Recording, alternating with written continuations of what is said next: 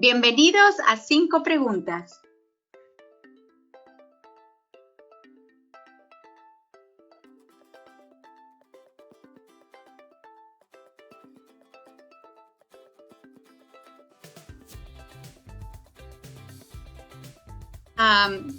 Decidí ser consejera porque sentí realmente que Dios me llamaba a esta profesión y quise responder con un sí.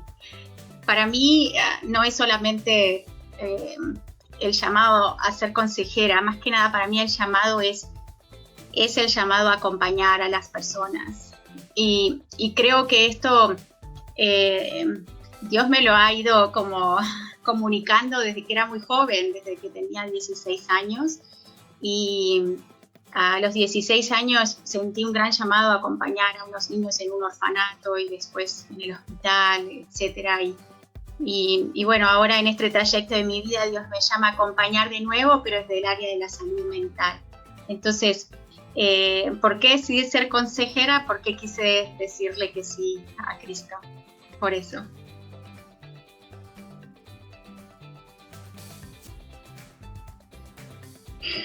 Pienso que algunos de los conceptos erróneos que hay sobre la terapia tienen que ver con el estigma que hay cuando nos referimos a salud mental y a enfermedad mental.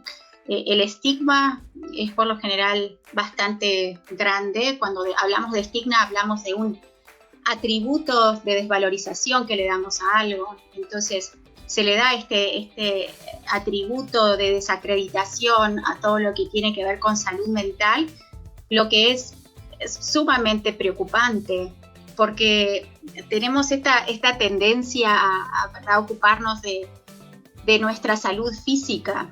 Y si tenemos una dolencia, si tenemos un dolor en el pecho, ni dudamos en ir y consultar con un doctor. Es más, hasta las personas que nos rodean, nuestros seres queridos, nos van a alentar a que vayamos y veamos un doctor, donde nos va a checar, nos va a hacer los estudios que nos tenga que hacer y eventualmente, ¿verdad?, hacer un diagnóstico y bueno, y darnos el tratamiento que necesitamos. Y si estamos enfermos, por lo general la persona va a tener apoyo de los seres queridos y la persona se va a sentir muy comprendida. Pero cuando hablamos de salud mental no sucede lo mismo, porque el estigma aparece, ¿verdad? Y es esta creencia o esta barrera que priva a las personas de encontrar sanación a nivel mental y a nivel emocional. Es una de las barreras más grandes que las personas padecen y que afecta enormemente su salud. Entonces, cuando una persona, por ejemplo, está sufriendo emocionalmente, ¿verdad? Es un sufrimiento a veces más silencioso o a veces no es tan visible, ¿verdad? Como de repente se puede manifestar un dolor físico. Entonces la persona muchas veces sufre vive con este sufrimiento durante mucho tiempo y trata de resolverlo muchas veces solos porque no saben dónde ir. O a veces tienen miedo de ir a un profesional de la salud mental, muchas veces por el estigma. Entonces, nosotros, por ejemplo, a veces vemos casos de personas que han pasado años padeciendo de un trastorno de salud mental, sufriendo muchísimo y de repente a los 50 años deciden consultar por primera vez. Y es algo que en verdad se puede evitar. Entonces, todo lo que tiene que ver con salud mental, pienso que el reto es poder educar, ¿verdad?, a la sociedad de la importancia que tiene, y no quiere decir que el que va a un psicólogo, el que va a un consejero es una persona que se está volviendo loca. Yo hasta el día de hoy escucho que, ¿verdad?, personas que dicen, ay, pero eso es para personas que están muy enfermas y literalmente hablan hasta de la locura. Entonces eso es una desvalorización y también es una equivocación, porque no es cierto. Entonces esta etiqueta que a veces se le da a las personas hace que la persona no se acerque a recibir terapia ¿verdad? Y bueno, y la verdad es que el sufrimiento que terminan teniendo es mucho. Otra de las barreras también es el prejuicio que a veces hay, ¿verdad? Por ejemplo, cuando una persona tiene una adicción, entonces a veces se puede hacer un camino, puede ser un camino para esa persona muy, muy, muy, muy solitario. Y en otras, cuando hablamos de otros trastornos también, una persona que tiene esquizofrenia, por ejemplo, ¿verdad? Puede ser algo muy solitario, donde la persona tiende a ser aislada. Entonces, yo pienso que ese es uno de los grandes conceptos erróneos sobre salud mental, que definitivamente tenemos que ser mucho más proactivos en la educación y para poder trabajar en prevención. Y otro de los conceptos erróneos que pienso yo también que hay es que, ¿verdad? Que a veces que las posibilidades de salud mental a veces no están tan disponibles. Yo creo que definitivamente necesitamos crecer en el área de ofrecer salud mental, por ejemplo, a la población hispana, y tener profesionales que hablan el idioma. Pero muchas veces eso no ocurre. Entonces hay muchas personas que hablan distintos idiomas en este país y no se pueden acercar, y esto produce también un aislamiento, ¿verdad? Donde no pueden tener el cuidado que deberían de tener.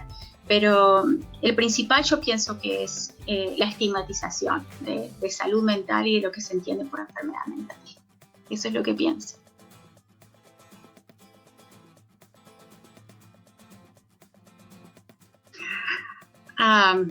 Esa es una pregunta muy linda. Veo mucho a Dios en mi trabajo, Justin. En el primer lugar que veo a Dios es en los clientes que vienen a este lugar, y lo digo desde el fondo de mi corazón. Las personas que vienen a este lugar muchas veces ¿verdad? Se sienten solos, se sienten desesperanzados, sienten que no entienden lo que les pasa, y entonces se sienten confundidos también. Y muchas veces cuando los miro, a veces Dios me permite como recordar, ¿verdad? Ese pasaje tan bonito de la Biblia que habla de cómo se sentía Jesús en el huerto de Getsemaní, y ¿verdad? Donde él lloraba en ese lugar, y vienen los ángeles y lo consuelan. Entonces yo cuando estoy sentada enfrente de ellos, ¿verdad? Siento que es como ese Cristo sufriente que necesita que alguien de alguna manera abra esas alas para sostenerlos, porque siempre le digo a mis clientes, no tienen que estar solos en el bote, ¿verdad?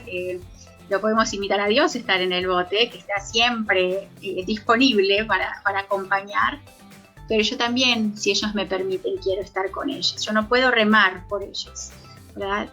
Pero los puedo acompañar. Por eso desde el principio, cuando tú me preguntabas por qué decidí ser consejera, es porque tengo este llamado enorme a acompañar, ¿verdad? A acompañar a las personas que sufren tanto. Y mismo en mi profesión como capellán, que trabajé varios años en los hospitales, con personas que estaban a veces muriendo, ¿verdad? A veces bebitos que estaban recién nacidos muy, muy enfermos, con la familia totalmente desolada, desesperanzada, quebrada muchas veces, ¿verdad? Con muchos miedos, como la persona que a veces iba a morir, o la familia cuando tenía que tomar una decisión, ¿verdad? Médica con respecto a la salud de su ser querido. Entonces ahí de nuevo es Cristo que está acompañando, y bueno, yo quiero seguir sus pasos, ¿verdad? Y entonces quiero acompañar de la misma manera. Entonces veo definitivamente a Jesús en mis clientes muchísimo. Y después veo también a Jesús presente en mis compañeros de trabajo. Tenemos aquí en el Centro de Emaús, tenemos un equipo maravilloso de gente que ama lo que hace, desde los consejeros, desde los directores espirituales, nuestras recepcionistas que son maravillosas, todo el equipo, nuestros sacerdotes que trabajan aquí con nosotros. Entonces uno ve el amor y la pasión que tienen por lo que hacen. Claro que veo a Jesús ahí también presente, y después también encuentro enormemente a Jesús representado en la diócesis, ¿verdad?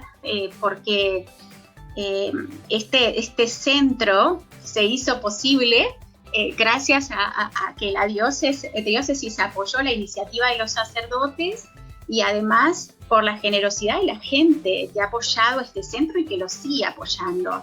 Entonces ese acto de generosidad y de amor viene de Dios. Entonces ahí también para mí está presente Dios. Y bueno, y después también veo enormemente a Dios cuando Él me permite ver el milagro. Y esta es una de las cosas totalmente maravillosas de mi profesión, porque cuando me toca acompañar a estas personas y uno empieza a ver cómo ellos se empiezan a sentir mejor, que siente que pueden respirar, ¿verdad? Y que pueden entender lo que les pasa y se sienten de que la esperanza está regresando al cuerpo, como quien dice, y empiezan a sentir ganas de vivir.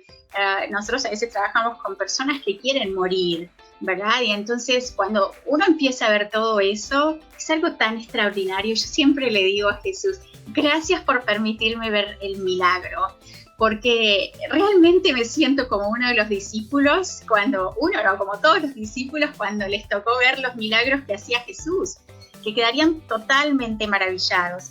Y a mí me toca ver eso, ¿verdad? Y a veces digo, Jesús, gracias porque me permites estar sentada en primera fila para verlo. Entonces, la obra de Dios la veo enormemente en ese sentido también. Y por último, siento la cercanía de Dios en mi corazón, ¿no? Y estoy infinitamente agradecida de que Él me pueda usar como un instrumento de Él, ¿verdad? De gracia para estas personas. Es algo que no tengo palabras para agradecerle a Dios que me permita, ¿verdad? Hacer esto con Él y por Él. Entonces, de todas esas maneras veo a Dios en mi trabajo.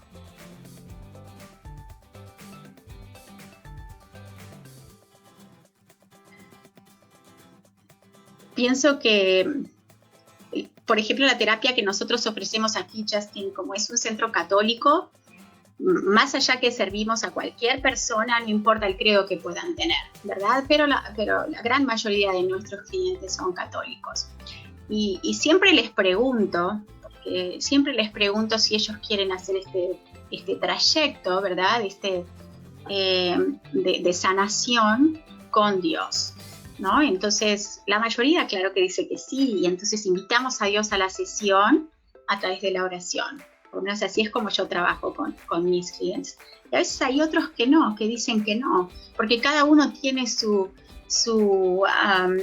propio trayecto en el área del crecimiento espiritual y a mí me gusta respetar eso, pero aquellos que sí que están listos para invitarlo a Cristo a la sesión, ¿verdad?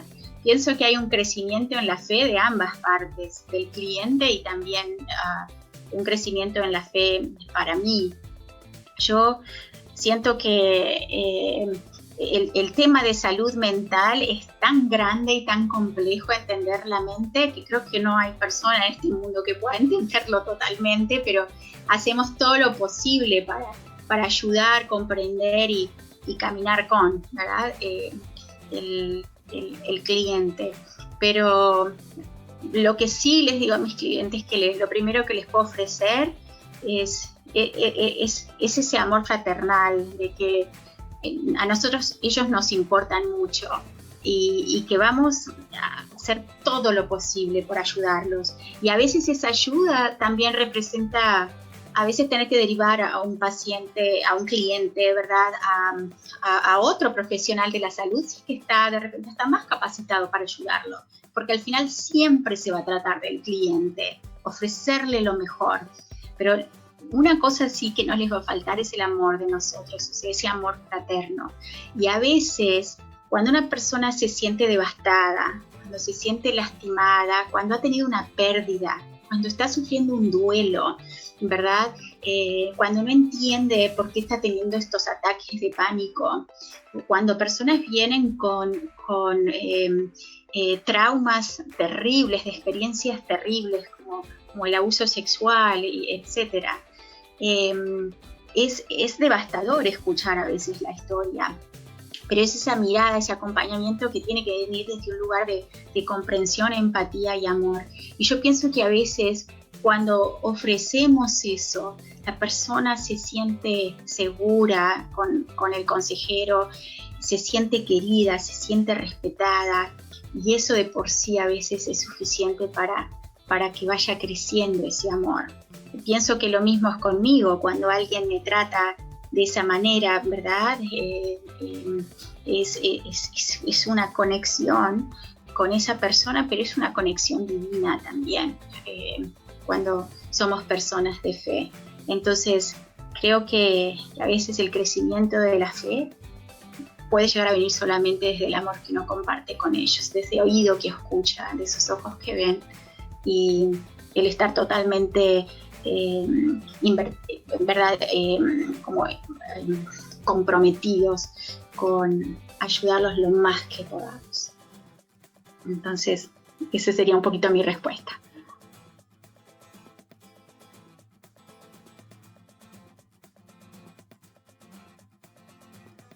Bueno, primero que nada, qué maravilloso que hayas traído una cita de Santa Teresa de Ávila.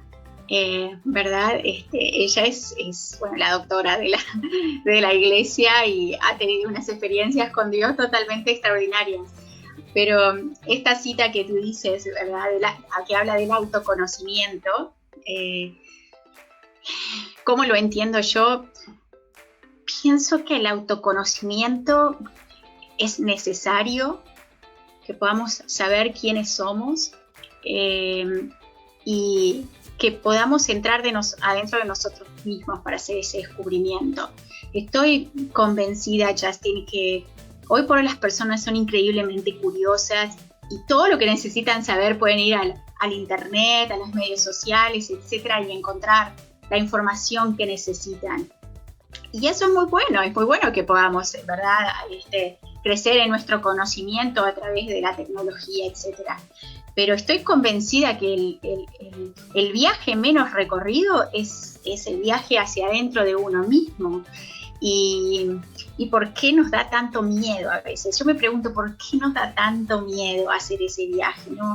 Nos intimida, nos da miedo lo que podamos encontrar, pero creo que aquellos que se atreven a hacerlo se van a sorprender de lo que pueden encontrar. Yo creo en el conocimiento, en el autoconocimiento del ser humano, siempre desde el lado de la bondad, ¿verdad? O sea, si yo voy a ir adentro de mí, lo voy a hacer desde un lugar de gentileza conmigo misma, no desde un lugar de condenación. Y todo aquello que encuentre que necesito trabajar, lo voy a trabajar, ¿verdad? O todo lo que encuentre que no está bien, siempre tengo una oportunidad para mejorarlo. Pero no creo en ese recorrido internamente desde un lugar de condenación o juicio. ¿No? A veces las personas podemos ser muy compasivas con otros y podemos ser podemos juzgar muchísimo a esta persona que está aquí. Entonces, soy compasiva ya, pero no puedo tener compasión conmigo misma. Y creo que a través de mi vida he ido analizando eso y conversándolo con Dios, y creo en ese trayecto maravilloso, pero desde ese lugar.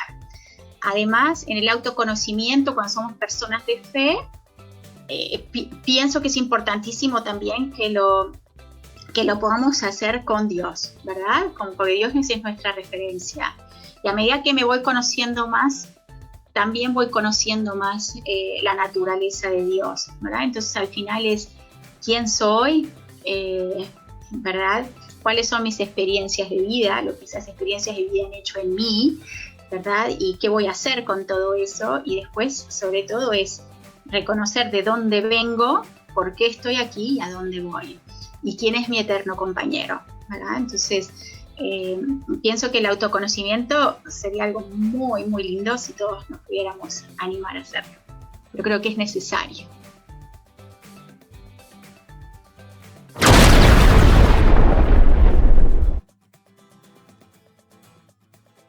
Sí, tengo 3 hijos varones, uno de 16, uno de 20 y uno de 22.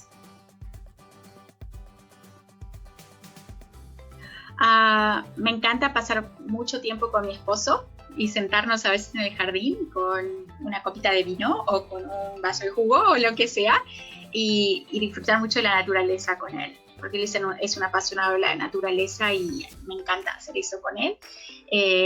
Después también la misa es algo que yo hago para mi autocuidado, me apasiona poder ir a la misa y recibir la Eucaristía. Y bueno, también pasar tiempo con mis hijos, ¿verdad? Y me gusta mucho pasar tiempo conmigo misma. Sí, me encanta, bueno, son muchas, es difícil, pero me gusta mucho, pero me encanta, ¿verdad? El versículo en Primera de Corintios que habla que el amor es paciente y bondadoso, que no es envidioso, ni se jacta, ni es orgulloso, y ni se comporta con rudeza, y tampoco es egoísta, que no se enoja fácilmente, ni guarda rencor. El amor no se deleita en la maldad, sino que se regocija con la verdad. Todo lo disculpa, todo lo cree, todo lo espera y todo lo soporta. Me encanta ese versículo, y después me gusta mucho el capítulo 6 del Evangelio de San Juan, que habla de Jesús cuando dice: yo soy el pan de vida, el que viene a mí jamás tendrá hambre, y el que cree en mí jamás tendrá sed. El que coma de este pan vivirá eternamente, porque mi carne es verdadera comida y mi sangre es verdadera bebida. El que come mi carne y bebe mi sangre permanece en mí y yo en él. Y esto me conecta mucho con la Eucaristía. Me encanta comer, pero más que una comida reconfortante, lo que me reconforta son las manos de los que lo preparan, mi esposo y mi madre. Ellos tienen una manera de cocinar para la familia con un amor que, bueno, todo sabes delicioso porque se siente el amor en la comida. Entonces, mi comida favorita es la que prepara mi esposo y mi madre.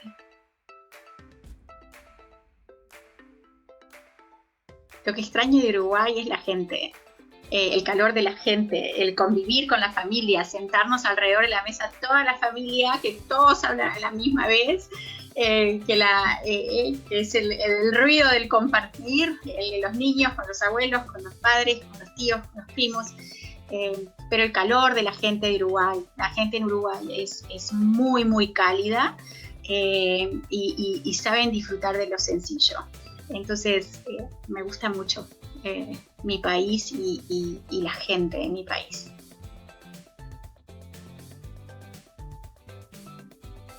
Es cierto, es cierto.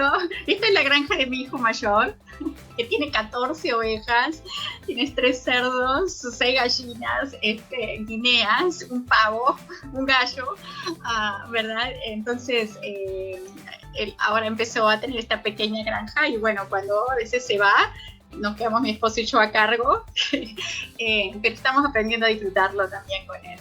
Sí, es cierto.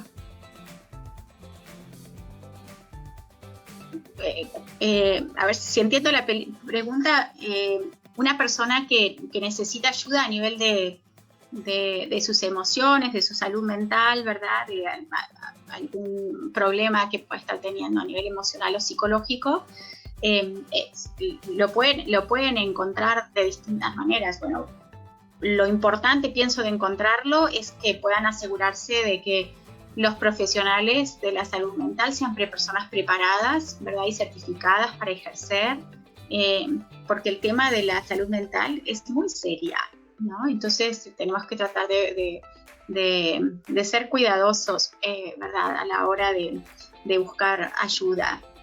Y bueno, eso muchas veces lo podemos hacer mismo por los medios sociales, ¿verdad? O a través del internet podemos encontrar estos centros. Y bueno, específicamente para la comunidad hispana es importantísimo que puedan encontrar un profesional que hable el idioma. Sé que en algunos casos hay intérpretes.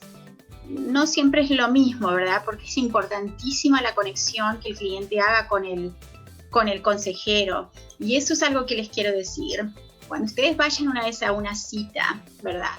Y no tengan esa conexión con el profesional, no tengan pena y busquen a alguien con quien puedan hacer una conexión, porque el éxito también de la terapia tiene mucho que ver con esa conexión entre cliente y terapista. ¿verdad? Porque tenemos que recordar que los clientes, ¿verdad? Muchas veces van a compartir cosas quizás que a veces nunca han compartido con nadie. Entonces tiene que haber una relación de confianza. Entonces es importante que cuando ustedes vayan, ¿verdad? Que se sientan muy cómodos. Y si no se sienten cómodos, de repente ese no es el terapeuta con el que ustedes deberían de trabajar. Eso es lo que pienso que les sugeriría.